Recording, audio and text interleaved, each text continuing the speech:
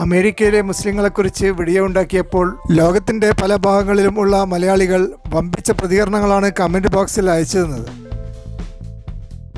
മുസ്ലിങ്ങളുടെ വർധനവ് അമേരിക്കക്ക് നാശമുണ്ടാക്കുമെന്ന് രഞ്ജിത്ത് PC എഴുതുന്നു. അദ്ദേഹം ഉദ്ദേശിക്കുന്നത് അമേരിക്കക്കാർ കൂടുതലായി ദൈവവിശ്വാസികളാവുകയും നിരീശ്വരവാദം കുറയുകയും ചെയ്താൽ അവിടെ ശാസ്ത്രീയവും സാമ്പത്തികവുമായ പുരോഗതി ഉണ്ടാവുകയില്ല എന്നാണ്.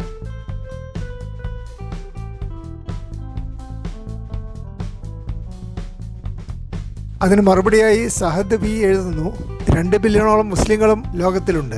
താങ്കൾ പറയുന്നത് പോലെ മുസ്ലിങ്ങൾ ജിഹാദികളാണെങ്കിൽ എന്തുകൊണ്ട് ലോകത്തിൽ ഏറ്റവും വേഗത്തിൽ വളരുന്ന മതമായി ഇസ്ലാം മാറുന്നു? ഇതാണ് സഹദ് Bയുടെ ചോദ്യം.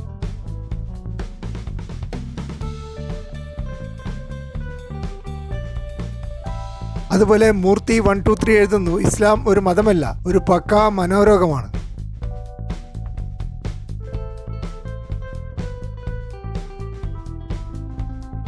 സെറിൻ H81 എഴുതുന്നു, അമേരിക്ക കുറേ രാജ്യങ്ങളെ നശിപ്പിച്ചതല്ലേ, നല്ല വിഷമമുണ്ട് അല്ലേ? അതായത് അമേരിക്ക കുറേ രാജ്യങ്ങളെ നശിപ്പിച്ചതുകൊണ്ട് മുസ്ലിങ്ങൾ അമേരിക്കയിൽ കുത്തിത്തിരിപ്പുണ്ടാക്കുന്നത് സെറിൻ H81 സന്തോഷം നൽകുന്നു.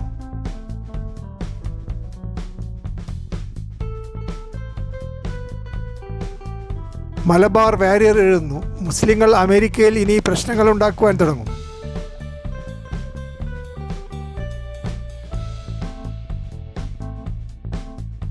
ഷാഫി ഫ്രീമാൻ എഴുതുന്നു, സൂപ്പറായിരിക്കും അമേരിക്കയുടെ അവസ്ഥ കൂടി കഴിഞ്ഞാൽ.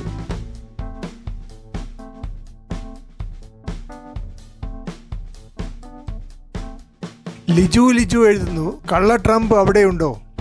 അതിന് മറുപടിയായി ഡോൺ ജോസഫ് എഴുതുന്നു, സൗദി രാജാവിനെ അങ്ങോട്ട് വിട്ട് ട്രംപിനെ ഓടിക്കാം.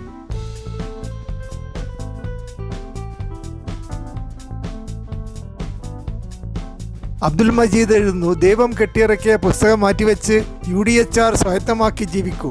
Happy new year. UDHR എന്ന് പറഞ്ഞാൽ universal declaration of human rights, മനുഷ്യാവകാശങ്ങളുടെ അന്തർദേശീയ പ്രഖ്യാപനം. ഇത് മുസ്ലിം രാജ്യങ്ങൾ മാത്രം സ്വീകരിച്ചിട്ടില്ല എന്നാണ് അബ്ദുൽ മജീദ് സൂചിപ്പിക്കുന്നത്.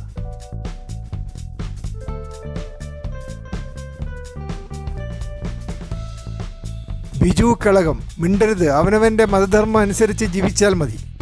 ഇത്തരത്തിലുള്ള വിഷയങ്ങൾ ചർച്ച ചെയ്യുന്നതിന് ബിജു എതിരാണ്.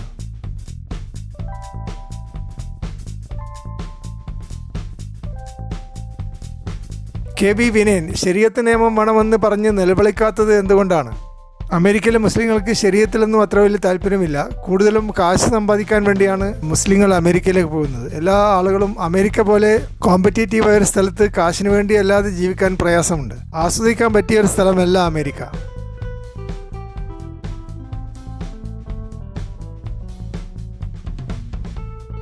അബ്ദുൽ നാസർ എഴുതുന്നു, ബൈബിൾ പഠിച്ച് ബൈബിളിനെ സ്നേഹിക്കുന്ന ആർക്കും ഹിജാബിനെ തള്ളിക്കളയുവാൻ കഴിയുകയില്ല.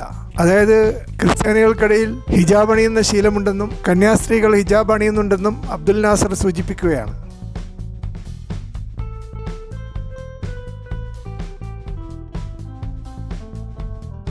അനീഷ് ജനാർദ്ദനൻ എഴുതുന്നു, എവിടെ ചെന്നാലും മുസ്ലിങ്ങളുടെ ജിഹാദി തരം വിട്ടുപോകത്തില്ല.